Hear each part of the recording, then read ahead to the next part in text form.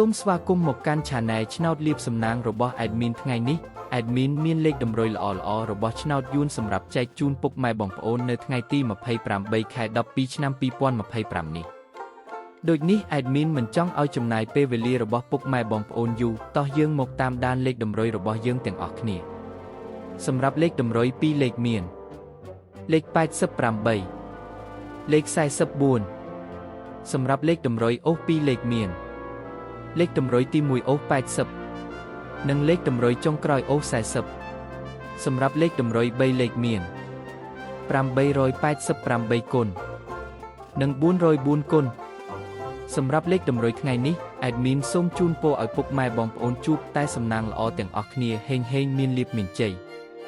ជាចុងក្រោយសូមកុំភ្លេចជួយចុច Subscribe និង Comment ហើយដាក់សញ្ញារូបកណ្ដឹងដើម្បីជួយផ្ដល់កម្លាំងចិត្តមកកាន់ Admin ជាពិសេសងាយស្រួលតាមដានវីដេអូថ្មីនិងលេខតម្រុយល្អៗជាប្រចាំថ្ងៃជាមួយ Admin សូមគោរពលាពុកម៉ែបងប្អូនពីខ្ញុំបាទ Admin ឆ្នោតលៀបសំណាងល្អទាំងអស់គ្នាសូមអរគុណ